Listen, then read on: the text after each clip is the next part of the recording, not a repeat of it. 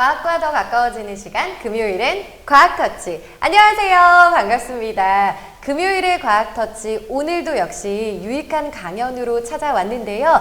유튜브 라이브를 통해서 지금 보고 계신 분들께서는 안녕하세요 인사도 좀 남겨주시고요. 오늘 강연 진행되는 동안 궁금한 점 있다면 실시간으로 채팅 남겨주시면 강연이 끝나고 난 뒤에 질문을 답변하는 시간을 드리도록 하겠습니다. 자, 그럼 여러분 오늘 강연해 주실 포항공과대학교 노준석 교수님 모셔보겠습니다. 안녕하세요. 안녕하세요. 네, 교수님 반갑습니다. 예. 오늘 어떤 강연 준비해 주셨는지 한번 소개 부탁드릴게요. 예, 오늘 제가 이제 메타물질이라고 그래서 이제 투명망토 소재로 알려진 재료입니다. 그래서 제가 2년 전에 이 자리에서 이제 여기 학생들 앞에 같이 발표했었는데, 네. 그거를 이제 2년 동안 또 많은 연구 진전이 있어서 최근에 이제 뭐 메타버스, 뭐 AR 글래스 이런 쪽에 어떤 진보가 있었는지 오늘 소개시켜 드리려고 하고 있습니다. 네, 2년 전에는 이제 현장에서 우리 시청자분들을 만나셨다면 지금은 이제 화면을 통해서 만나시는 거잖아요. 많은 분들이 또 기대하고 계실 것 같은데요. 그럼 자리로 모시고 저희 강연 들어보도록 하겠습니다.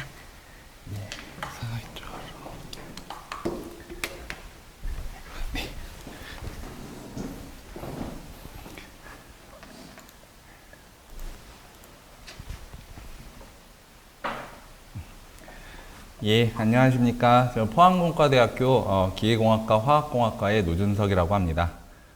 제가 2년 전에 여기에서 이 자리에서 비슷한 발표를 했었는데요. 그때는 이제 요 메타물질을 이용한 공상과학의 구현이라는 주제로 발표를 했었습니다.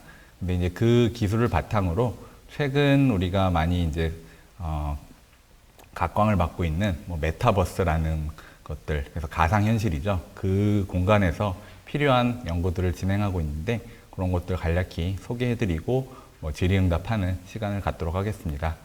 그래서 저는 이제 포항공과대학교 포항에서 있고요. 그래서 뭐 여러 이제 저희 한 40명 되는 저희 대학원생들과 기초과학부터 응용과학까지 이제 많은 연구를 진행을 하고 있습니다. 그래서 연구실 이름은 나노포토닉스 통합생산연구실이라고 하고요.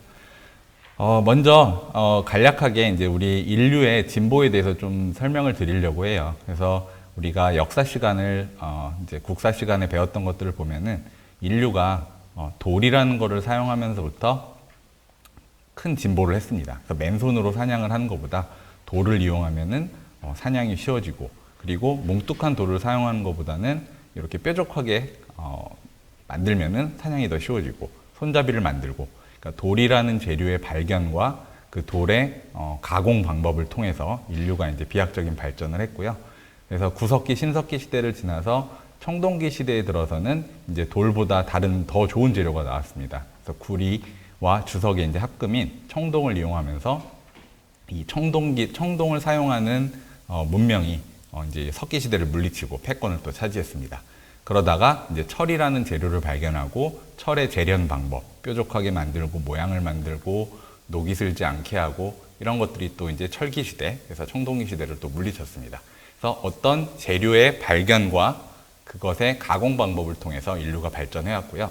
요 다음이 이제 뭐가 될지는 지금은 이제 우리가 그거를 평가하기는 좀 힘듭니다. 몇십 년이 지나고 50년, 100년이 지난 후에 그때 그 재료가 있었기 때문에 지금의 우리가 있었다, 이런 말을 할 수 있을 것 같고요. 그게 뭐 우리가 반도체에 많이 사용하는 실리콘이 될 수도 있고요. 그 다음에 나노 재료들, 뭐 화장품에 들어가는 여러 나노 파티클들, 그 다음에 오늘 제가 소개할 메타 물질, 그런 것들이 이제 요 철기 시대 다음에 이 문명의 어떤 재료의 그 핵심이 되는 재료라고 할 수 있을 것 같습니다. 그래서 이거를 조금 다른 측면에서 이제 인류의 그 좀 근대로 와볼게요. 여기 보시면은 기차, 엔진이 있고요. 전기, 여기는 뭐 컴퓨터가 있어요. 그래서 이게 1차 산업혁명, 기계공학입니다. 그리고 2차 산업혁명, 전기공학이고요. 3차 산업혁명, 전자공학입니다. 그래서 인류가 엔진을 사용하면서 이제 자동차를 사용하고 이제 걸어 다니는 대신에 차를 타고 힘을 쓰는 대신에 이런 이런 기차들로 인해서 물건을 움직이고, 그래서 인류의 삶이 비약적으로 발전을 했고요. 그러다가 이제 전기를 사용하면서 낮과 밤이 없어졌습니다. 그리고 지금 우리가 살고 있는 이 전자공학의 시대에서는 컴퓨터, 휴대폰 이런 것들로 인해서 인류의 어떤 정보 저장 능력, 통신 이런 것들이 이제 큰 발전을 하였죠. 그 다음에 요 다음이 될 이제 우리가 4차 산업혁명 이야기 최근에 많이 들어보셨을 겁니다. 그래서 그게 우리 알파고 바둑에서 봤던 그 인공지능이 될 수도 있고요. 그러니까 사람들이 이제 얘기를 많이 합니다. 인공지능의 시대가 4차 산업혁명이다. 그러다가 이제 우리가 코로나 때문에 2년 전부터는 비대면 사회, 그리고 면역, 바이러스, 백신 이런 것들이 또 우리의 인생의 화두가 됐어요. 그러다가 또 이제 코로나가 조금씩 이제 우리가 이제 종식을 예측을 하면서 최근에는 또 뭐 환경, ESG 이런 얘기 많이 들어보셨을 거예요. 환경을 생각해야 된다. 그리고 그러니까 뭐가 될지는 아직 모르는 거예요. 우리가 한 몇십 년이 지난 후에 아 그때 그것 때문에 우리가 지금 이렇게 잘 살고 있다. 이런 이제 시대가 올 거라고 생각을 합니다. 그래서 저는 이 정보통신, 컴퓨터라는 거는 이제 전자공학이에요. 그래서 이거의 어떤 한계를 극복하기 위한 기술로 전자공학, 전자를 이용하는 그 학문 대신에 그 전자에 대비되는 빛이라는 것을 이용해서 전자공학의 어떤 한계를 극복할 수 있지 않을까라는 생각을 하고 있습니다. 그래서 보통 기술이 발전할 때 이렇게 천천히 발전을 해요. 그래서 어떤 계기가 있으면은 그 과학이, 여기가 이제 과학이고요. 이 발전을 해서 기술이 되는데, 이제 이 계기는 뭐 여러 가지가 있습니다. 지금처럼 뭐 코로나가 될 수도 있고, 전쟁이 될 수도 있고, 노벨상이 될 수도 있고, 어떤 계기를 통해서 사람들이 그 기술에 관심을 가지고 발전을 시키면은 그냥 단순히 과학적인 아이디어가 이렇게 구현이 되는 게 아니라 그것이 이제 우리 인류의 삶을 윤택하게 하는 뭐 그런 단계까지 오를 수 있겠습니다. 그래서 과학에서 어떤 기술, 공학 뭐 이렇게 발전을 해간다라고 생각을 하시면 되겠습니다. 여기 이제 보여드리는 것들이 제가 이제 어렸을 때 초등학교 뭐 이럴 때 꿈꿨던 기술들이에요. 뭐 여기 아마 지금 어린 친구들은 잘 모르겠지만 드래곤볼이라는 만화에서 이렇게 에너지를 모아서 이런 장풍을 쏘고요. 그다음에 여기 있는 게 바로 지금 스카우터라고 하는 기계인데 이게 바로 지금으로 치면은 AR 글래스입니다. 구글이나 애플, 뭐 삼성에서 만들고자 하는 증강현실 안경이에요. 그래서 이 안경을 쓰고 있으면은 이 만화에서는 상대방의 어떤 상태가 보여요. 저 사람이 전투력이 얼마인지, 에너지가 얼마나 남아있는지 이런 것들이 보이는데 우리가 이제 지금 하고 싶은 거는 이 안경을 끼고 있으면은 이제 내가 생각하는 것들이 여기 이제 내 눈앞에 보이는 겁니다. 가상현실로, 증강현실로, 뭐 저쪽에 맛집이 있고, 그 맛집이 대기자가 얼마고, 유명한 메뉴는 무엇이고, 그런 것들이 이제 내가 바라는 것들이 컴퓨터나 많은 이 홀로그램 장치들이 이 안에 다 들어가 있다고 보시면 됩니다. 그래서 하여튼 이런 스카우터, 투명망토, 타임머신, 광선검, 이런 것들이 이제 제가 어렸을 때 꿈꿔왔던 그런 공상과학이에요. 근데 여기에 이제 공통으로 들어가는 요소가 바로 이 빛이라는 겁니다. 빛을 이용한 학문을 우리가 광학 포토닉스라고 하고요. 빛을 생성하고 방출하고 전달하고 측정하는 뭐 레이저, LED, 그다음에 뭐 센서 이런 것들을 다 우리가 광학이라고 합니다. 그래서 2014년에 노벨 물리학상, 노벨 화학상을 광학에서 받았어요. 그래서 파란색 LED, 초고해상도 현미경 이런 것들이 소개가 돼서 포토닉스라는 게 일렉트로닉스, 전자공학의 어떤 다음 어떤 차세대 기술이 되지 않을까 그런 희망을 사람들이 가지고 있습니다. 그래서 근데 예전에 우리가 예전부터 사실은 이런 광학은 사용이 되었어요. 나노 광학인데요. 요거는 영국에 있는 대형 박물관에 가보시면은 이런 컵이 있습니다. 그래서 바깥에서 불을 비추면은 초록색이 돼요. 그런데 그 불을 안에다가 넣어놓으면은 빨간색이 됩니다. 그럼 이 얘기는 우리가 밖에서 빛을 비추면 초록색 빛이 반사가 돼서 우리가 초록색을 인식을 하고 있는 거고요. 그러면 그 불이 안으로 들어가면은 초록색은 반사가 되니까 나오지 못하고 그 나머지 빨간색들이 이제 해당이 돼서 나오는 겁니다. 그리고 요거는 이제 그 유럽에 있는 성당들에 가보면은 이런 예쁜 형형색색의 이제 어떤 빨주노초 파남보 색깔이 있는데 요게 바로 페인트 칠을 한 게 아니라 어떤 가루를 마법의 가루를 섞었더니 이런 일이 발생을 한 거예요.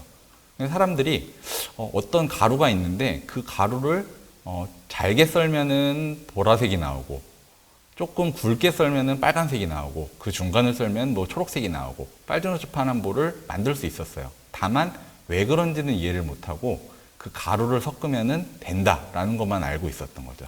바로 그 가루가 금과 은입니다. 금가루, 은가루를 어떤 크기를 가지고 작게 만들면은 금이라는 거는 원래 노란색 번쩍번쩍 해야 되는데 이렇게 빨주노초파남 색깔을 나타내는 거를 사람들이 이제 알고서는 사용을 한 거죠. 다만 그게 왜 그렇게 되는지는 몰랐어요. 그렇게 되는 현상만 알고 이제 사용을 했었고요. 그게 이제 현대에 들어와서 그 나노 파티클이라는 것은 아주 작은 사이즈가 되면은 금의 성질을 잃어버리고 이렇게 빨주노초파남보 다른 성질을 내더라. 그게 바로 이제 나노 파티클을 이용한 나노 광학 기술이고 뭐 오늘 소개할 메타 물질 뭐 이런 것들이 되겠습니다. 그래서 지금은 우리가 그거를 다 수학식으로 나타내서 방정식을 풀고 다 이해를 하고 활용을 하고 그런 것들이 뭐 삼성에서 만든 퀀텀닷 TV 같은 것들, 퀀텀닷이라는 알갱이를 쓰면은 빨간색, 초록색, 파란색 색깔을 낼 수 있다는 것을 잘 알고 우리가 TV에도 이제 사용을 하고 있어요. 그래서 이런 것들을 예전에도 이제 사용을 했었고요. 그 중에서 이제 특히 오늘 소개할 메타 물질이라고 하는 거는 메타라는 거는 이제 그리스어로 무언가를 뛰어넘는, 넘어서는 기이한, 기존의 관념을 벗어난, 초월한 뭐 이런 뜻이에요. 그래서 메타 물질이라고 하는 거는 한자로 하면은 이제 초재료라고 합니다. 초월한 재료. 그런데 이제 우리가 이 메타라는 거를 뉴스나 뭐 구글 같은 데서 네이버 이런 데서 검색을 해보면은 이런 것들이 나옵니다. 이게 바로 우리가 동네에서 볼 수 있는 메타 세콰이어라는 나무예요. 세콰이어 나무라는 게 이제 원래 처음에 발견이 되었고요. 이제 이 생물학자들이 요 비슷한 나무를 발견했는데 세콰이어랑 비슷하게 생겼지만 다른 거예요. 그래서 이거를 이름을 어떻게 지을까 하다가 모르겠다 하고 메타세콰이어라고 이름을 지었대요. 그러니까 세콰이어긴 한데 조금 특이한 세콰이어다 해서 메타세콰이어라는 이름을 지었고요. 뭐 또 찾아보면 이런 아이스크림 이름도 나오고 최근에는 이제 이 메타버스가 메타버스는 이제 유니버스 우주라는 거고요. 그러니까 우주를 초월한 어떤 공간, 그래서 가상현실의 세계를 얘기합니다. 그래서 우리 뭐 가상현실 앱들 있죠. 뭐 제페토나 여러 가지 이제 앱들 이용해서 우리 뭐 캐릭터를 만들고 거기서 사람들과 소통하는 가상현실 공간을 메타버스라고 하면서 이 메타 물질도 많이 사람들에게 소개가 되었습니다.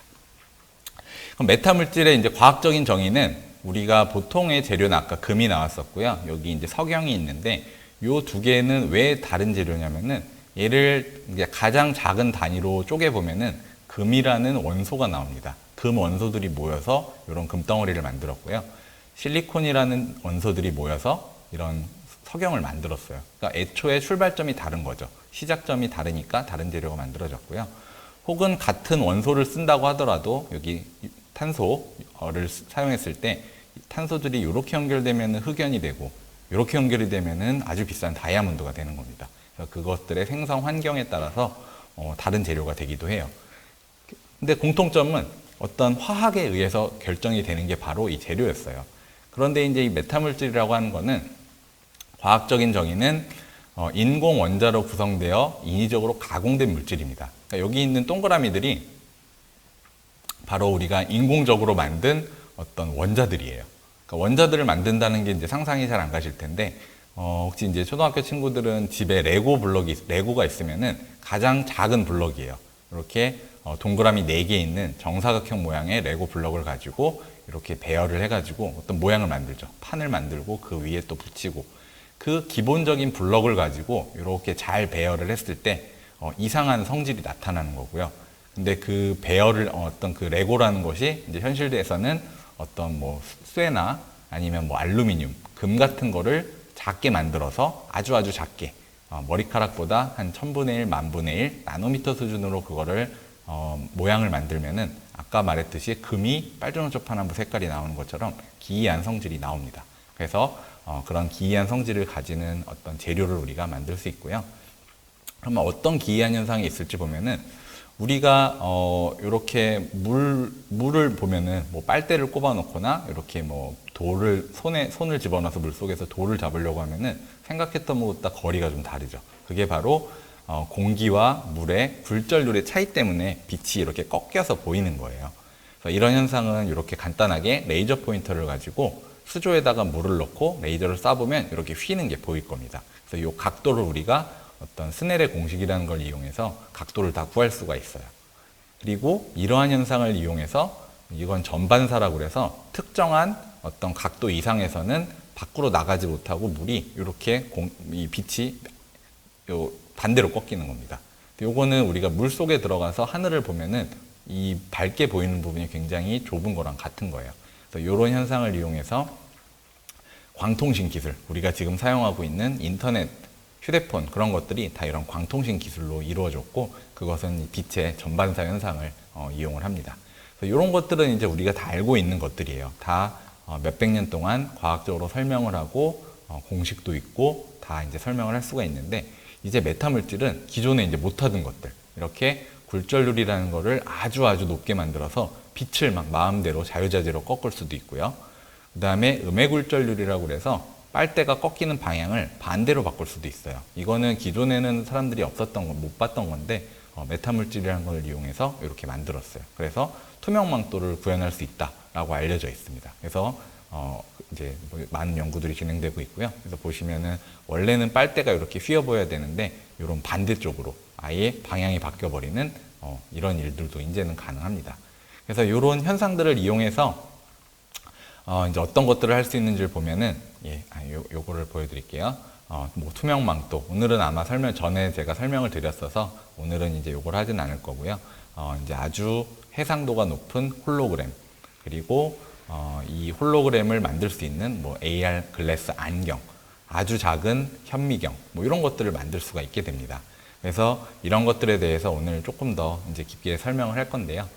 우리가 기존에 사용하고 있는 광학이라는 거는 이런 것들을 저희가 주변에서 볼 수 있습니다.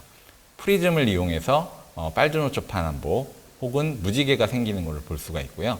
혹은 이렇게 이제 실험실이나 혹은 학교에서 볼 수 있는 현미경, 그리고 레이저를 이용한 가공 기술, 이런 것들이 현재의 광학이에요. 근데 앞으로 우리가 필요한 광학 기술들은 여기에 보이는 조금 더 멋있는 것들입니다. 아이언맨에 나오는 이런 가상현실, 막 손을 움직이면 화면들이 여기 막 나오고, 그렇죠. 그리고 이제 의사가 직접 수술을 하는 게 아니라 이렇게 가상현실을 보면서 로봇이 대신 수술을 해주는 기술. 그 다음에 안면 인식 기술, 우리 휴대폰에도 이미 사용을 하고 있습니다. 그래서 이 휴대폰에서 나오는 레이저가 사람의 얼굴을 인식해서 이렇게 인증을 하는 거죠. 그리고 무인 자동차에 필요한 어떤 센서, 라이다라고 불리우는 센서, 이런 것들이 이제 앞으로 우리가 미래에 필요한 광학 기술들이고요. 그거를 하기 위해서는 굉장히 작고 가볍고 아주 성능이 좋은 그런 센서들이 필요해요. 광학 센서들. 그래서 뭐 자율주행차는 지금은 보면은 굉장히 좀 흉측한데 요 외곽에 되게 크게 라이다가 있어요. 그래서 그게 이렇게 센서를 막 이렇게 센싱을 하면서 이제 지도를 그리면서 이동을 합니다. 근데 외관에 이렇게 탑처럼 나와 있으면은 보기 안 좋으니까 사람들은 그거를 여기 전조등이나 뭐 블랙박스 안에다 넣고 싶어 하죠. 그러기 위해서는 여기 들어가는 광학 기술들이 아주 작아져야 돼요. 렌즈도 작아져야 되고, 뭐 센서, 비물, 레이저 이런 것들이 아주 작아져야 되고요. 마찬가지입니다. 드론도 같은 일을 해요. 날아다니면서 저쪽에 무엇이 있구나. 그래서 거기를 이제 센싱을 하고 거기에 물건을 뭐 배달하고 사진을 촬영하고 하는데 거기에 들어가는 많은 센서들이 작아질 필요가 있다. 그런데 문제는 그걸 작게 만드는 게 어려워요. 그러니까 쉬우면은 진작에 다 했겠죠. 여기 보시면은 지금 사용하고 있는 휴대폰 우리 카메라가 이렇게 플라스틱 렌즈가 8장, 9장씩이 들어가 있어요. 그래서 보면은 왜 뉴스 보면은 카툭튀라 그래서 카메라가 툭 튀어나와 있어서 볼록볼록 하죠. 그거를 없애고 싶어요, 다들. 근데 이 렌즈들이 성능은 좋아져야 되는데 그 공간을 줄일 수가 없는 거예요. 그래서 렌즈의 크기를 줄이지 못했었고요. 그 다음에 아까 말씀드렸던 라이다라는 어떤 센서를 자동차에 넣고 싶은데 요 안에 들어가질 않아요. 작게 만들기가 어렵기 때문에. 그래서 앞으로 사람들은 어떻게 하면 이런 작은 공간에 더 많은 저 작은 렌즈를 만들고 더 작은 센서를 만들어서 좋은 뭐 휴대폰을 만들까, 좋은 자동차 이런 조명을 만들까, 이런 걸 연구를 하고 있고요. 요거는 바로 우리가 뭐 가상현실 뭐 게임이나 VR, AR 기기들이에요. 보시면은 요게 이제 마이크로소프트에서 나오는 제일 최신 버전인데 이렇게 커요. 그래서 실제로 요걸 쓰면은 굉장히 불편합니다. 어지럽기도 하고요. 왜 그러냐면은 이 안에서 내가 이걸 쓰고 있으면은 어떤 가상현실 이미지가 나와서 여기 빨래판처럼 생긴 게 그 빛이 통과하는 길이에요. 이 길을 통해서 이렇게 180도가 꺾여서 내 눈으로 들어와야 돼요. 그러면은 레이저를 쏴서 거기서 꺾어서 내 눈으로 들어오게 하려다 보니까 공간이 이렇게밖에 안 돼요. 그래서 이런 무게가 필요하고 여기에 뭐 배터리라든지 레이저라든지 렌즈들이 여기 안에 들어가 있기 때문에 부피가 굉장히 큽니다. 이런 거를 줄이고 싶어 하죠, 사람들이. 그래서 그거를 어떻게 할 것인가. 그런데 문제는 이제 기존에 여기 저기 전통광학이라고 써놨는데 전통광학 기술로는 그것이 되지를 않아요. 그리고 여기 휴대폰 앞에 보면은 수많은 광학기기들이 있습니다. 다트 프로젝터라고 하는 거는 안면 인식하는 센서고요. 적외선 카메라, 그 다음에 조명, 그 다음에 일반 카메라, 많은 광학기기들이 있는데 여기에 성능을 더 높이려면은 휴대폰이 커지거나 아니면 여기 들어가는 렌즈, 광학기기들이 작아져야 돼요. 그래서 작게 만들고 싶고 성능은 더 좋게 하고 싶고 그게 모든 사람들의 목표입니다. 그래서 보시면은 우리가 또 이런 광학기술들이 그러면 도대체 왜 필요한 걸까를 생각을 해보면은 여기 이제 지난 2년간 뭐 학생들도 뭐 집에서 줌으로 수업하고 막 좀 어려움이 있었을 거예요. 특히 대학생들도 마찬가지인데 그러다 보니 줌으로 아무리 우리가 강의를 하고 뭐 파워포인트로 이렇게 설명을 해도 좀 아쉬운 부분들이 있어요. 막 입체감은 잘 없고 그냥 이런 평면적인 슬라이드를 봐야 되는데 그래서 최근에 이제 저희 학교 포스텍에서는 신입생들한테 그 VR 안경을 전원 지급을 해요. 그럼 그 안경을 쓰고 이렇게 화면을 보고 있으면은 저희 뭐 교수님이나 조교들이 실험을 하면은 그걸 내가 실험하는 것처럼 내 눈앞에 조금 더 실감나게 보이는 거죠. 그럼 그러기 위해서는 아까 말했던 광학 안경이나 홀로그램을 만들 수 있는 장치들이 훨씬 더 좋아져야 되고요. 또 우리가 식당에 가면은 이렇게 인증을 하죠. QR코드를 찍고 아니면은 뭐 체온을 재고 뭐 홍채 인식, 지문 인식 이런 것들을 하는데 물론 많이 좋아졌지만 여전히 불편해요. 막 휴대폰을 QR코드를 잘 갖다 대야 되고 멀어지면 초점이 안 맞으면 안 되고 또 이런 광학 센서 기술들도 훨씬 더 좋아져야지 우리가 우리의 삶이 이런 비대면 사회, 뭐 언택트 사회에 조금 더 도움이 될 거라고 생각을 합니다. 그래서 그런 광학 기술들이 필요하고 이제 요거는 굉장히 먼 미래긴 해요. 자, 우리가 이제 이런 가상현실 안경을 쓰면은 회의실에 아무도 없는데 각자의 집에서 이 안경을 쓰고 있으면은 이렇게 상대방이 다 보이죠. 킹스맨에 나오는 영화입니다. 뭐 아이언맨에 나오는 이런 막 회의 장면도 있고요. 이런 메타버스, 가상현실을 정말 이 정도 수준으로 만들기 위해서는 여기 나와 있는 건 이제 컴퓨터 그래픽 가짜예요. 그래서 이걸 하기 위해서는 컨텐츠 기술은 이미 다 가지고 있어요. 근데 이런 좋은 안경, 그런 성능을 낼 수 있는 안경을 못 만들기 때문에 이제 어려움이 있는 거고요. 그래서 이 안경을 보면은 뭐 전 세계 유수의 기업들, 뭐 IT 기업들은 말할 것도 없고 자동차 회사, 우리 가구 회사죠. 뭐 아이케아 이런 뭐 회사들도 관심을 가지고 있어요. 그래서 뭐 아이케아 같은 경우에는 그럼 왜 이런 광학 기술에 관심이 있을까요? 혹시 요 가구점 가보신 분들은 거기에 이제 쇼룸이라고 그래서 거기에 가구들을 배치를 해놨어요. 그래서 우리가 딱 보고서는 내 집에 이걸 설치하면 이런 느낌이 되겠구나라고 생각을 하고 물건을 사옵니다. 근데 집에다 갖다 놓으면 어울리질 않아요. 사이즈도 잘 안 맞고. 그래서 휴대폰에다가 그런 센서들을 장착을 하고 내 집에 사진을 찍어놓은 거예요. 그 다음에 그 가구들을 그냥 휴대폰을 이용해서 사진을 찍으면서 배치를 해보는 거죠. 그러면 이런 느낌이겠구나 하고서는 사면은 이제 실수를 하지 않는 거죠. 그래서 그런 뭐 전혀 생각하지 못했던 곳에서도 이런 광학 기술들이 필요한 시대가 이제 올 겁니다.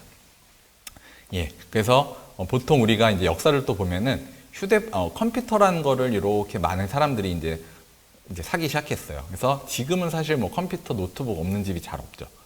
근데 컴퓨터보다 더 많은 게 휴대폰이에요. 휴대폰은 이렇게 많이 돼서 지금은 뭐 전 세계에 다 가지고 있죠. 50억이 다 갖고 있습니다.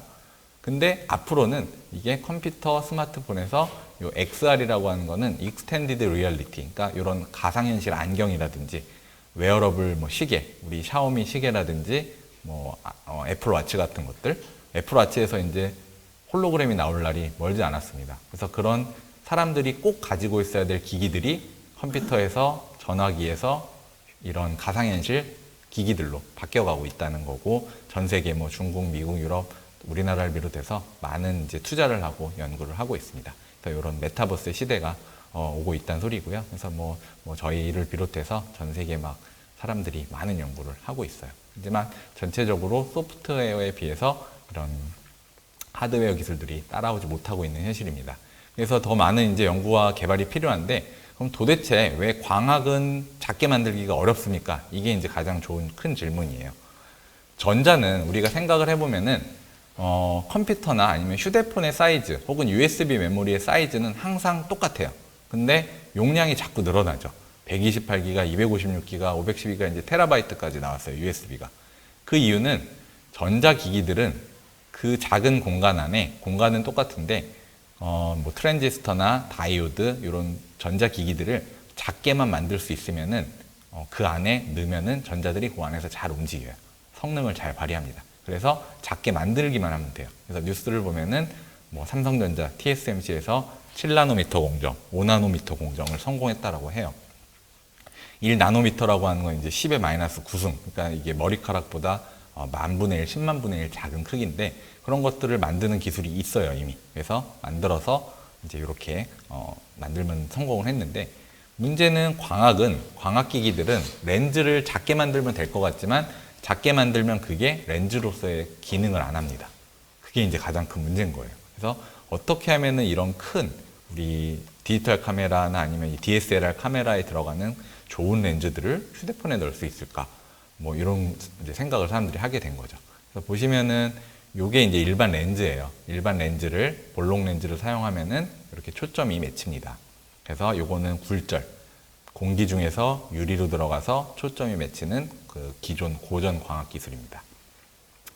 근데 이제 그거를 사람들이 이제 얇게 만들고 싶어서 요렇게 톱니바퀴 모양으로 만든 게 프리넬 렌즈 혹은 디프랙티브 옵틱스라고 하는 지금 그 VR 안경에 들어가 있는 기술이에요. 그래서 요거를 이렇게 톱니바퀴 모양으로 만들면은 조금 얇아졌죠. 그런데 이 얇아진 것이 똑같이 이런 볼록 렌즈의 기능을 할 수 있습니다.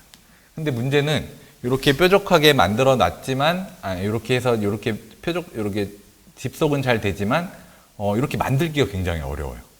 유리를 이렇게 가공한다 생각해 보면 굉장히 어렵습니다. 그래서 이제 완전한 성공을 거두지 못했고요. 그래서 이 메타물질이라는 건 아까 되게 작다 그랬죠. 나노미터 수준의 원자 수준인데 그런 볼록 렌즈가 하는 이런 굴절을 여기 노란색이 이제 그 금으로 만들어진 나노 구조들이에요. 혹은 금이 뭐 실리콘이 되기도 하고요. 그래서 똑같은 이렇게 굴절을 만들 수 있는. 그래서 여기 빛이 여기를 들어오면 얘는 넌 일로 가라, 얘는 일로 가라 이렇게 해서 다 이렇게 설계를 해놓은 거죠. 그래서 볼록 렌즈의 기능을 할 수 있도록 우리가 나노 구조들을 만들어 놨고 그 나노 구조들이 빛이 들어왔을 때 그거에 해당하는 어떤 기능, 볼록 렌즈의 기능을 할 수가 있습니다. 볼록 렌즈뿐만 아니라 빛의 방향을 바꿀 수도 있고 빛을 통과시킬 수도, 투과시킬 수도 있고 아예 막아버릴 수도 있어요. 그러니까 우리가 원하는 어떤 기능을 생각하고 이런 구조를 만드는 것이 바로 이 메타물질을 이용한 메타광학 기술입니다. 그래서 지난 2019년에 세계경제포럼, 다보스 포럼에서 이 메타렌즈 기술이 세계 10대 기술 중에 하나로 뽑혔습니다. 그래서 이게 기존에 있는 광학 기기들을 다 작게 만들 수 있을 것이다. 그게 바로 이제 저희가 이제 연구실에서 만든 건데 기존에 사용하는 카메라에 들어가는 볼록 렌즈를 이렇게 얇게 만들었습니다. 1000분의 1 수준으로 얇게 만들었는데 요거는 그냥 유리로 가공된 볼록한 렌즈죠. 이건 평평하죠. 이거를 확대를 해서 들여다보면은 한 100만 배 정도 확대를 해서 들여다보면 이렇게 막대기들이 이렇게 빙글빙글 돌아가면서 만들어져 있어요. 얘는 실리콘으로 실리콘 막대기들이 이렇게 배열이 되어 있는 거고 요 하나들이 아까 말한 레고 블럭이에요. 블럭들을 잘 배열하면은 볼록 렌즈와 같은 역할을 할 수 있다. 그래서 이거를 어떻게 설계할 건지 어떻게 만들 건지 이거를 이렇게 우리 드릴로 구멍 뚫듯이 만드는 겁니다. 그래서 나노 수준의 그런 가공 기술로 이런 구조를 만들면 볼록 렌즈가 된다. 그래서 기존에 있는 렌즈보다 이제 아주 얇아진 머리카락 두께만한 렌즈가 되었습니다. 그래서 실제로 이게 잘 되는지를 보기 위해서 적외선 카메라에 들어있는 원래 렌즈를 빼고 메타 렌즈라는 것을 이제 넣었을 때 이 카메라가 이제 잘 작동을 해요. 그걸 어떻게 검사하느냐? 이렇게 우리가 병원 가면은 안과 가면은 시력 검사하죠. 그래서 이렇게 시력 검사를 카메라가 하는 거예요. 아, 잘 보이는구나. 어디까지 보이는지를 확인하고요. 여기다가 이제 손을 갖다 대면은 적외선 카메라이기 때문에 이렇게 혈관들이 다 보입니다. 그래서 혈관이 잘 만들어져 있는지, 피가 흐르는지 이런 것들을 관찰할 수가 있습니다. 그래서 아직은 이렇게 기존에 있는 렌즈 한 장을 바꾸는 수준이에요. 그러니까 이게 뭐 아까 말한 휴대폰에 8장, 9장 렌즈가 들어간다고 했는데 그런 것들이 그럼 2개도 만들고 3개도 만들고 이제 해야 되겠죠. 그래서 이제 그런 것 중에 하나가 요거는 이제 두 개의 렌즈를 가지고 우리가 휴대폰에서 많이 사용하는 줌 기능입니다. 그래서 이 줌을 했다, 초점을 맺혔다, 흐리게 했다, 줌을 바꿔가면서 렌즈를 만들고 있는 거고요. 아직은 두 개 정도까지밖에 잘 안 되는 거고요. 혹은 이렇게 우리가 내시경이라고 하죠. 내시경에다가 이렇게 메타 렌즈 구조들을 레고 블록을 만들어 놨습니다. 그래서 이걸 가지고 영상을 우리 뭐 위 내시경이나 이미징을 하면은 기존에 있는 것들은 이렇게 뿌옇게 보이는 것들, 오른쪽에 보면은 이렇게 뿌옇게 보이는 것들이 선명하게 잘 보여요. 그래서 원래 현미경으로는 이제 초음파로 보면은 이렇게 뭐가 있는 건지 없는 건지 그냥 이제 분간 정도만 하는데 이제는 저게 정확한 모양을 알 수가 있는 거죠. 그래서 그런 성능들이 이런 메타 광학, 메타 렌즈들로 좋아지고 있다라고 하는 이제 어떤 최근 트렌드의 연구가 되겠습니다. 그러면 이제 렌즈를 다음에 이제 홀로그램 얘기를 잠시 해보면요. 이게 이제 우리가 지금 사용하는 홀로그램의 수준이에요. 여기 뭐 롯데월드 같은 데 가보면은 놀이기구를 타면은 거기에 막 캐릭터들이 이렇게 홀로그램으로 나와요. 근데 자세히 보면은 되게 조악해요. 잘 안 보여요. 흐릿하고요. 근데 실제로 우리가 바라는 홀로그램은 이 정도 수준입니다. 영화에서 보는. 근데 이거는 이제 컴퓨터 그래픽으로 만든 가짜죠. 그래서 이런 수준의 홀로그램을 만들려면은 홀로그램의 그 어떤 홀로그램을 구성하고 있는 그 구조들이 훨씬 더 작아져야 되는 거죠. 그래서 기존에 있는 것들로는 만들기가 이제 부족한 거예요. 그래서 그런 것들을 이제 조금 보여드릴 건데, 여기 보여있는 막대기들이 또 나왔어요. 요거는 이제 금으로 만든 막대기인데, 이거를 이제 막대기를 보면은 뭔지 잘 모르겠죠. 근데 여기에다가 레이저를 쏴보면은 이렇게 아인슈타인 얼굴과 MC 제곱이라는 우리 유명한 방정식이죠. 이게 이제 홀로그램으로 공간에 나타나는 겁니다. 그래서 여기에 빔을 쏘면은 요 하나하나가 다 어느 위치로 가도록 설계가 되어 있어요. 그래서 이런 그림을 만들 수 있는 거죠. 홀로그램입니다. 그래서 실제로 홀로그램 영상을 한번 보면은 레이저가 이렇게 들어옵니다. 들어와서 이렇게 실제로 가까이서 보면은 되게 잘 보여요. 아인슈타인 얼굴도 잘 보이고 이런 식을 만들었습니다. 그래서 이런 홀로그램을 이제 처음으로 아주 작은 크기로 100 마이크로미터니까 아마 그 먼지 정도 되는 크기예요. 그 크기의 어떤 작은 광학 기기가 있으면 이런 홀로그램 영상을 낼 수 있다는 거죠. 그래서 뭐 그런 걸 이용해서 이제 빨간색 했잖아요. 초록색의 어떤 영상을 만들어 보고, 우리 저희 학교 로고입니다. 포스텍 로고가 있고요. 여기 보이시는 이제 처음에 한 가지 색깔이었다면은 두 가지 색깔, 초록색과 빨간색을 섞으면은 이제 노란색, 주황색, 다홍색 이런 것들도 표현을 할 수가 있어요. 여기 보시면은 이제 이런 색깔들이 그래서 우리가 빨주노초 파남보를 점점 다 나타낼 수 있는 아주 좋은 홀로그램 기술들이 만들어지고 있다라고 하는 거고요. 여기 나와 있는 거는 이제 이런 기술들을 이용해서 주로 이제 보안이라고 하죠. 여권이나 신분증 같은 데 보면은 자외선을 쏘이면은 이런 이미지가 나타나는 그런 필름이 있어요. 그래서 요거는 아마 이 초등학생 학생들 문방구에 가면은 이런 매직 펜이라는 게 있습니다. 그래서 요거로 그리면은 안 보이는데 여기 뚜껑에 있는 불을 켜면은 글씨가 보여요. 그래서 이런 아이디어를 얻어서 어떤 걸 했냐면은 홀로그램이 이렇게 나옵니다. 메타 물질에 레이저를 쏘면 홀로그램이 나오는데, 그거를 레이저가 아니라 그냥 우리 눈으로 보면은 그냥 아무로 보이지가 않아요. 근데 그거를 홀로그램도 나오게 하고 눈으로 보면은 또 어떤 이미지가 색깔을 보일 수 있도록. 그러니까 홀로그램이라는 거는 공간상에 떠 있는 어떤 영상이고요. 이런 색깔은 우리가 눈으로 바로 여기서 볼 수 있는 색깔입니다. 그래서 파이 3.14라는 두 가지 정보를 하나의 메타 물질로 나타낼 수가 있었다라고 하는 겁니다. 그래서 뭐 이렇게 눈으로 보면은 빨간색도 낼 수 있고 초록색도 낼 수 있고, 아까 그 옛날 사람들이 했던 그런 거랑 같은 거예요. 그래서 이렇게 뚱뚱한 걸 쓰면은 빨간색, 이렇게 홀쭉한 걸 쓰면은 초록색. 근데 레이저를 쏘면 둘 다 이렇게 3.14 홀로그램이 잘 나옵니다. 이걸 뭐 섞어서 이렇게 색깔을 분홍색과 빨간색과 초록색을 만들 수도 있어요. 그래서 이런 어떤 디스플레이, 이미징, 홀로그램 기술들이 점점 발전을 하고 있고요. 여기는 이제 가시광선, 초록색은 우리가 눈으로 볼 수 있는 색깔인데 자외선이나 적외선도 있어요. 그래서 적외선을 쏘였을 때 또 이미지를 만들 수도 있습니다. 그때는 이렇게 초록색의 레이저를 쏘면은 저희 학교 포스텍 로고가 보이고요. 적외선을 쏘면은 저희 학교 캐릭터인 포닉스라는 캐릭터가 적외선 카메라에 감지가 됩니다. 그러면은 이런 것들은 뭐 여권이라든지 이런 데다가 요거를 설치를 해놓으면은 가짜 여권이 나왔을 때는 뭐 적외선을 쏴보면은 이제 아무것도 안 보이겠죠. 뭐 그런데 사용을 할 수가 있습니다. 그래서 뭐 여기 요거를 넘어가고요.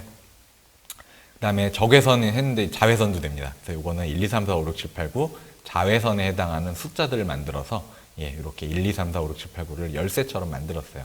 우리가 어떤 뭐 문을 열고 비밀번호 입력하라고 할 때 뭐 2, 3, 4, 2 뭐 이런 식으로 입력하고 가는 건데 그런 것들을 가시광선, 적외선, 자외선에서 구현을 하였다라고 하는 이제 최신 디스플레이 기술이 되겠습니다. 그래서 이제 이렇게 빨주노초 파남보가 다 됐죠. 그래서 이제 이 처음에는 빨간색밖에 못 만들었어요, 사람들이.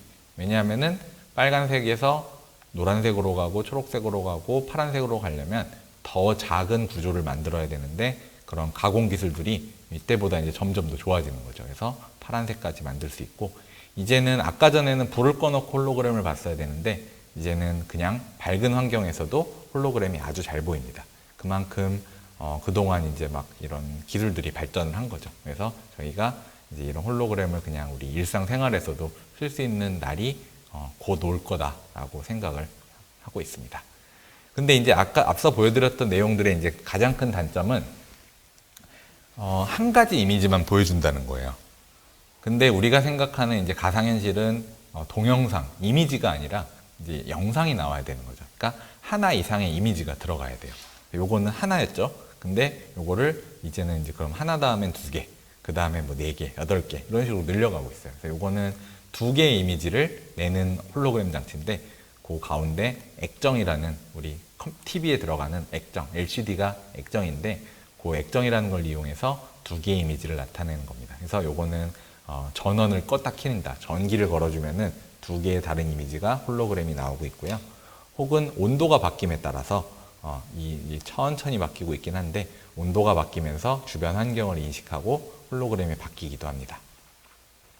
그리고 요거는 좀 더 재밌어요. 손을 이렇게 휴대폰에 이렇게 터치를 하면은 이런 홀로그램이 나왔다가 터치하면 다른 홀로그램이 나오는 기술들. 그래서 터치 패널로 사용할 수가 있는 기술이 되겠습니다.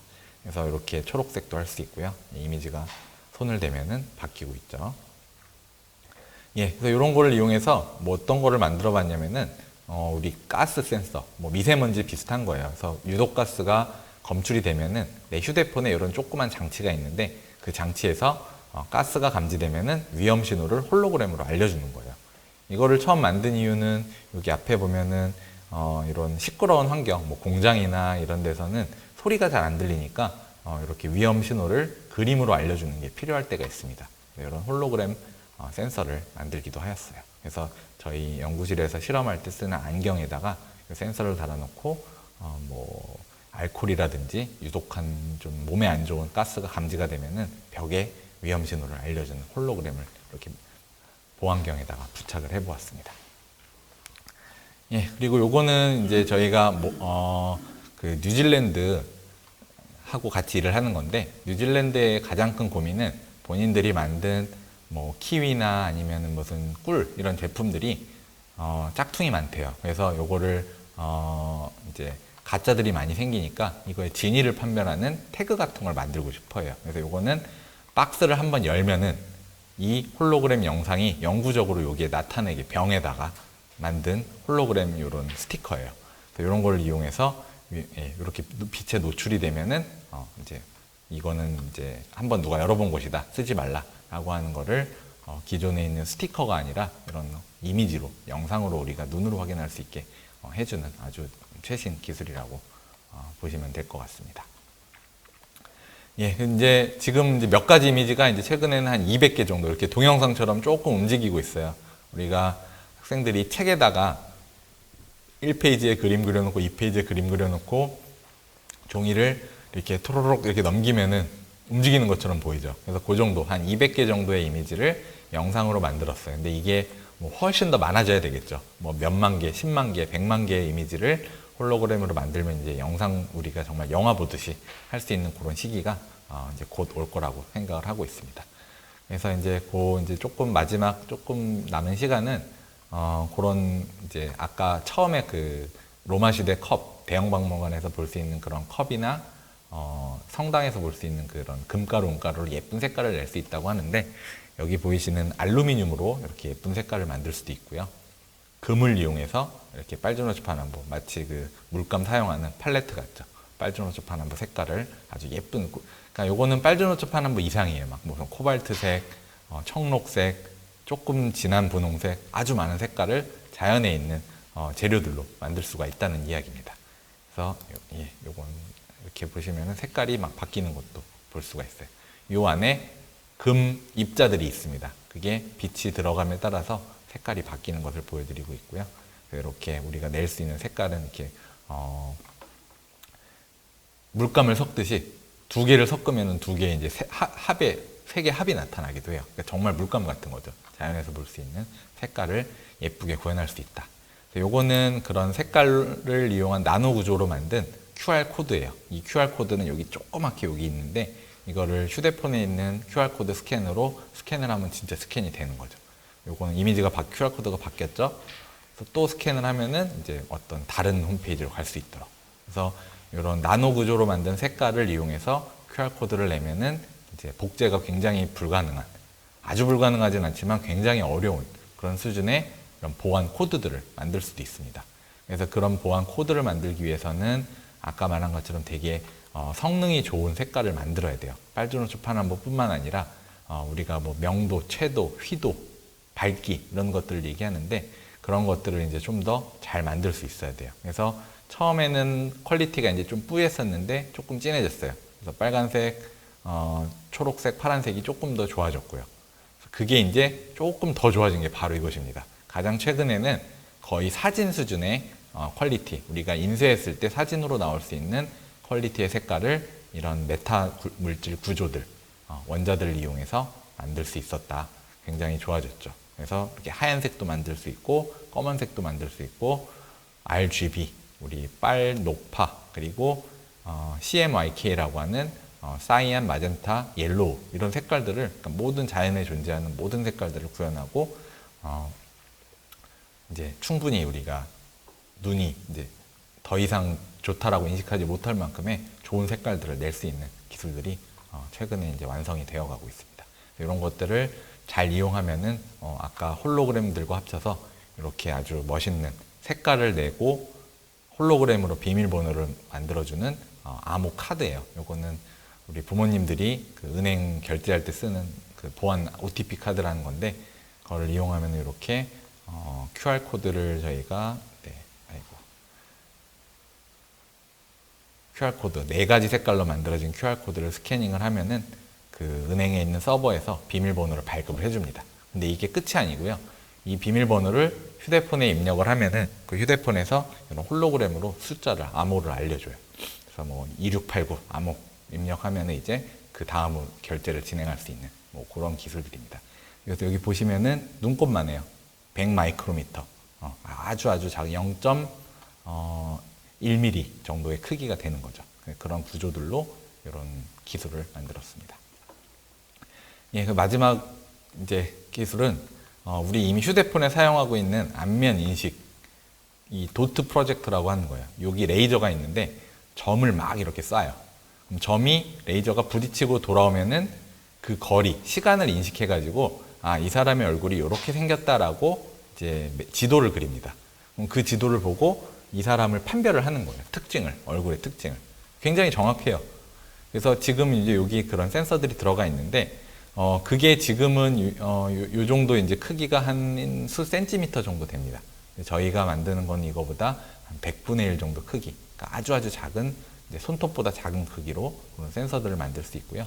자동차에 들어가는 이렇게 한 30cm 정도 되는 이런 박스를 손톱만하게 만드는 기술. 그래서 점을 쏴서 이렇게 얼굴을 인식하는 겁니다. 그러니까 요거는 우리 전통 탈을 가지고 이 탈을 잘 인식하나 못하나 확인을 한 거고요. 그게 이제 저희가 최근까지 하는 어떤 기술들이고, 그렇게 되면은 요 휴대폰에 들어갈 수 있는 더 이런 좋은 어떤 카메라, 이런 센서, 요건 이름이 되게 다양해요. 도트 프로젝터, 라이다, 뭐 구조광 이미징, 그다음에 점광원 생성기, 많은 이름을 가지고 있는데 결국에는 3차원 지도를 그리는 센서라고 보시면 됩니다. 아까 제가 서두에 말씀드렸던 요걸로 사진을 찍으면 저희 이제 우리 공간을 다 맵을 그릴 수 있는 거예요. 그래서 가상현실에다가 입력을 해서 이제 시뮬레이션을 해볼 수 있는 가구 배치 같은 것들도 그런 시기들이 조만간 이제 올 거라는 겁니다. 근데 이제 숙제들이 있어요. 앞으로 숙제는 방금 보여드렸던 것들이 되게 비쌉니다. 그래서 투명망토를 저희가 이제 만들 수 있는데 굉장히 작은 것, 머리카락 정도를 숨기는데 이 몇천만 원씩 해요. 한 달 동안 만들어야 되고. 그러다 보니까 일반인들이 살 수는 없는 거죠. 그래서 과학이 이제 된다는 거는 보여줬는데 그럼 이게 이제 실제로 쓸모는 없는 거예요. 왜냐하면은 너무 비싸니까. 사람을 이렇게 해리포터처럼 숨기려면은 아마 100억 정도는 필요할 것 같아요. 그러니까 이제 의미가 없다고 생각을 해요. 그래서 그거를 이제 해결하기 위해서는 그러한 나노 구조를 만드는 기술들. 지금 뭐 쇠를 깎고 구멍을 뚫고 나무를 자르고 플라스틱을 자르고 이런 거는 굉장히 대량 생산이 돼요. 휴대폰에 들어가는 반도체도 대량 생산이 되죠. 그런 게 아직은 이런 나노 구조들을 만드는 것, 메타물질을 만드는 데는 조금 부족합니다. 그래서 그런 것들을 대량 생산할 수 있어야 되고 싸게 만들어야 되고 빠르게 만들면은 여기 있는 과학 기술들이 이렇게 과학이 기술이 되는 시간이 올 것 같아요. 그래서 이 시간이 한 50년 정도 걸린다고 합니다. 과학이라는 것의 발견을 통해서 기술이 되는 데까지 50년이 걸린대요.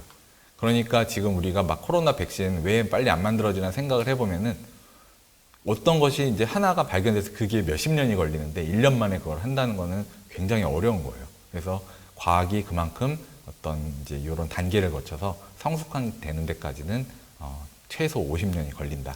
그래서 지금 우리가 사용하고 있는 컴퓨터는 1950년대, 40년대에 이미 연구를 했던 것들이에요. 그래서 지금 우리가 이제 물건을 살 수 있는 거고요. 그래서 그런 것들이 이제 해결이 돼야 돼요. 그래서 이렇게 빵 공장 같죠. 빵이 만들어지는 게 아니라 이런 틀이 지나가면서 이런 나노 구조를 찍어요. 도장처럼 찍고, 근데 이게 아주 작다는 거죠. 눈에 보이지도 않는. 그래서 이런 구조를 만들고, 이런 롤러로 쭉 우리 신문 만들듯이 이렇게 한번 눌러주고, 이 찰흙판을 이렇게 띄워주면은 그런 아까 보여드렸던 홀로그램 기기들이 만들어져 있는 거죠. 이렇게 싸게 만드는 공정을 만들어서 공장을 만들고, 그러면 이제 이런 안경들, 뭐 눈에 들어가는 이런 구글 글래스나 AR 안경, 스마트 렌즈 이런 것들이 아주 싸게 만들어질 수 있는 시기가 곧 온다는 겁니다. 그래서 그런 게 이제 완성이 되면 우리가 정말 영화에서 보는 이런 투명망토, 이런 가상현실 안경을 보면서 하는 수술, 무인 자동차, 무인 드론, 그다음에 정말 해킹이 힘든 보안 기기들, 아이언맨이죠. 우리 가상현실로 멀리 있지만 친구랑 바로 얘기할 수 있는 것들. 손으로 이렇게 컴퓨터를 하면은 내 앞에 컴퓨터가 나타나는 기술들. 이런 것들이 이제 이루어질 수 있을 거라고 생각을 합니다. 그래서 오늘 뭐 짧은 시간 우리 소개를 해서 굉장히 급하게 했습니다. 그렇지만 아마 비슷한 내용들이 우리 인터넷에 찾아보면은 많은 그 이제 소개들이 되어 있을 거예요. 그래서 뭐 메타물질, 메타버스, 메타광학, 가상현실 이런 것들을 쳐보면은 키워드를 쳐보면 오늘 제가 소개해드렸던 내용들이 조금 더 자세히 볼 수 있을 것 같고요. 혹은 궁금한 게 있으면은 지금 채팅창에 남겨주셔도 좋고 개인적으로 연락을 주셔도 좋을 것 같습니다. 그래서 오늘 발표는 이상으로 마치도록 하겠습니다. 감사합니다.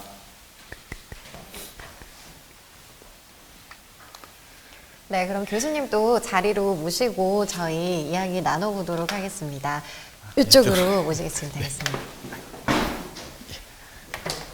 굉장히 흥미로운 주제로 재미있게 강연을 해주셨는데요. 네네. 지금 안 그래도 되게 핫한 키워드라고 해야 될까요? 이 메타버스라든지 메타 광학 물질이라고 또 해주셨잖아요. 이 메타 물질을 활용한 제품들이 상용화가 되는데 얼마나 걸리는지 조은우님께서 궁금하시다고. 네, 그게 굉장히 중요한 지적이고요. 그러니까 지금 그러니까 무조건 빨리 하고 싶죠. 몇 년 뒤에 이렇게 딱 나온다라고 하면 네. 좋겠는데 어떤 이제 과학이 아까 제가 50년이라고 말씀드렸는데 그러니까요. 지금 이 메타 물질이 연구가 된 지 한 20년 정도 됐어요. 그러니까 이거를 1960년대에 러시아의 수학자가 네. 메타물질이라는 것이 존재한다라고 주장을 했어요.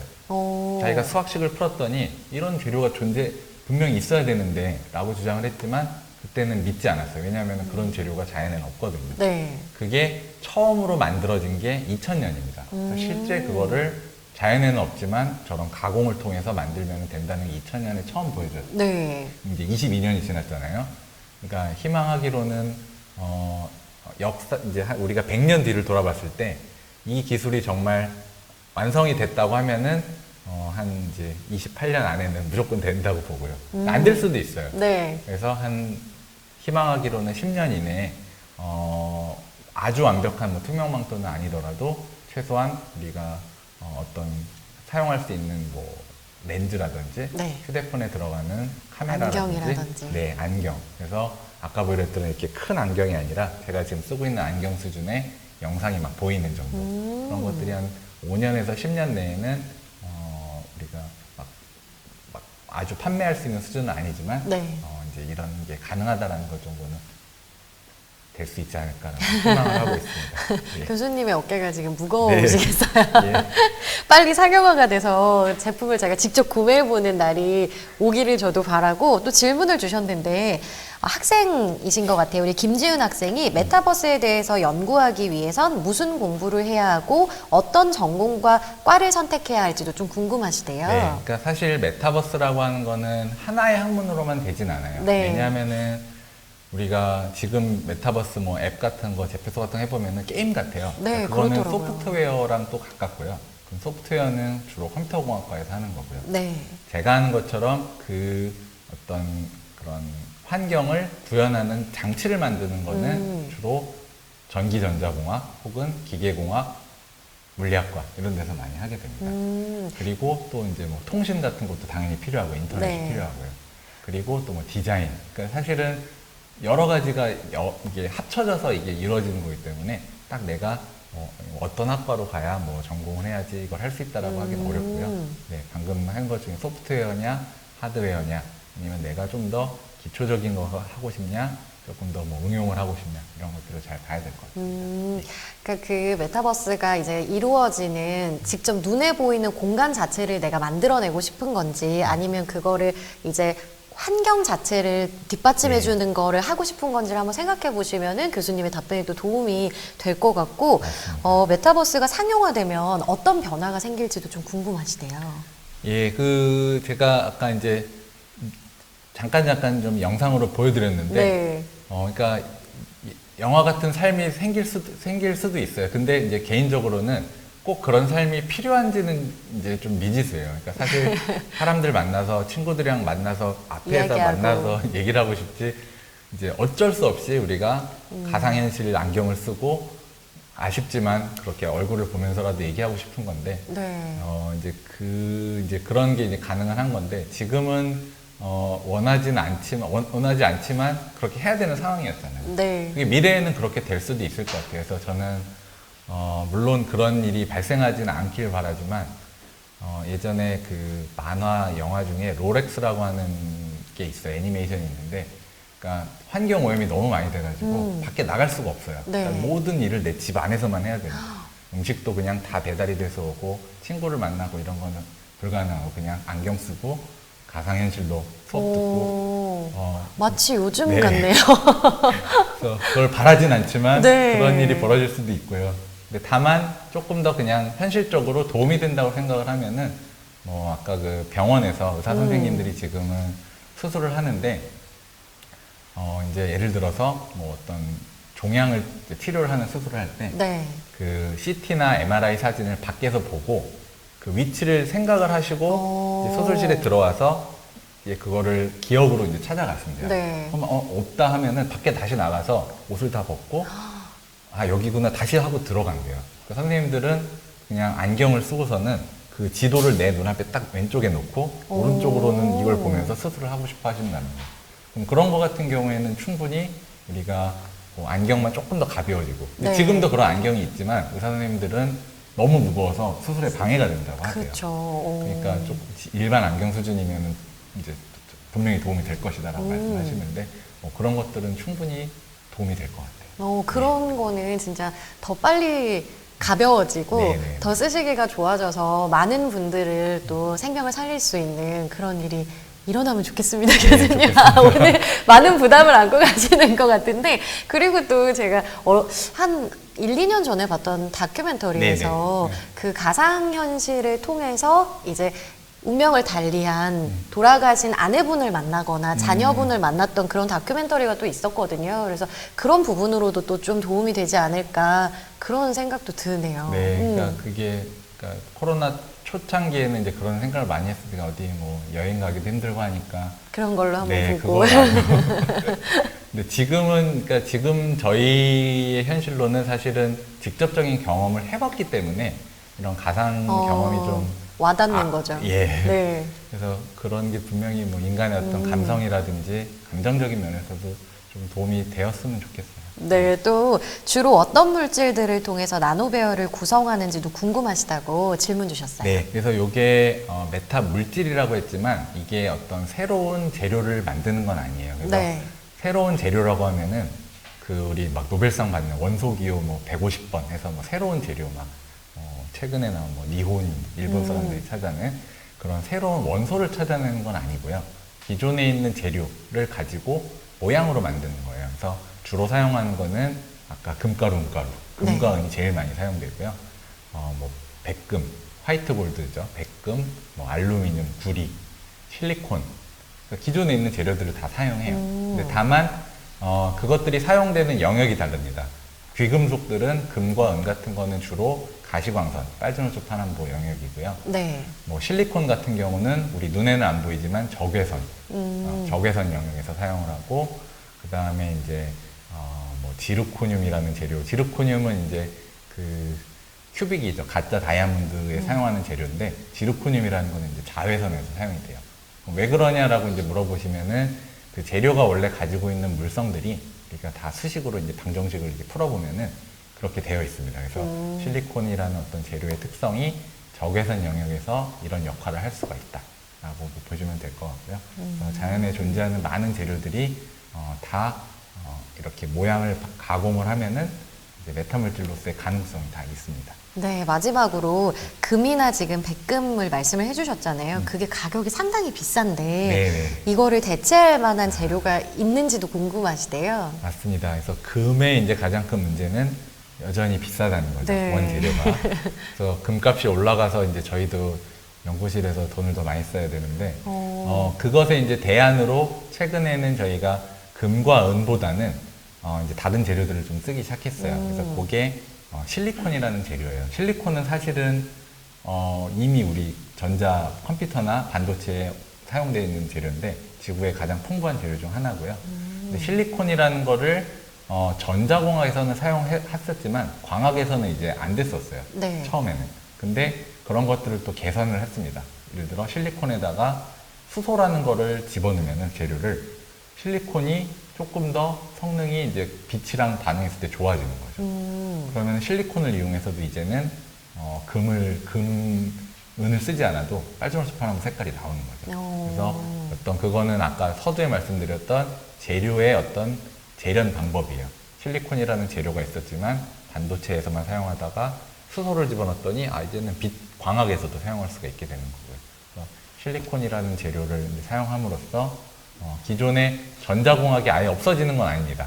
컴퓨터는 사용해야 되는데 그거를 광학을 이용해서 조금 더 발전을 시키는 거죠. 그게 바로 최근에 이제 사람들이 얘기하는 빛을 이용한 컴퓨터입니다. 지금의 컴퓨터는 우리가 전원을 켜면은 네. 전자들이 막 움직여가지고 컴퓨터 전원을 켜는 거예요. 그 시간이 한 예를 들어 1분 정도 걸린다고 하면은 빛의 속도는 아시죠? 30만 킬로미터잖아요. 딱 켜면은 바로 컴퓨터가 켜지는 거예요. 빛이 이제 전자 대신에 왔다 갔다 하는 거예요. 그래서 전자공학을 이제 빛 광학을 이용해서 도움을 주고 언젠가는 이제 광학이 다 대체가 될 수도 있을 거고요. 빛의 속도라는 이야기가 예. 정말 와닿네요. 그래서 전자보다 빛이 훨씬 더 빠릅니다. 전자들은 그러니까요. 느려요. 저희가 흔히 또 진짜 빨리 간다 이런 이야기 할 때 빛의 속도로 가고 있어 막 이런 네, 이야기도 네, 하잖아요. 그렇군요. 아니 지금 우리 안녕하세요님은 지금 또 들어오셨나 봐요. 저희 유튜브 라이브 종료되고 나면은 사이트에서 다시 한번 보실 수 있거든요. 저희 채널에 오셔서 다시 보기 누르시면은 오늘 했던 유익한 강연 다시 한번 보실 수가 있습니다. 그리고 저희 함께 진행했던 질의응답까지 보시면은 아마 궁금증이 해소되실 거라고 믿습니다. 오늘 또 좋은 강연 들려주신 교수님께 다시 한번 박수 보내드리겠습니다. 네, 감사합니다. 네, 금요일의 과학터치 오늘은 여기까지입니다. 여러분, 저희는 다음 주에 또 유익한 강연으로 찾아올 테니까요. 금요일엔 과학과 더 가까워지세요. 금요일의 과학터치 다음 주에 인사드리겠습니다. 고맙습니다.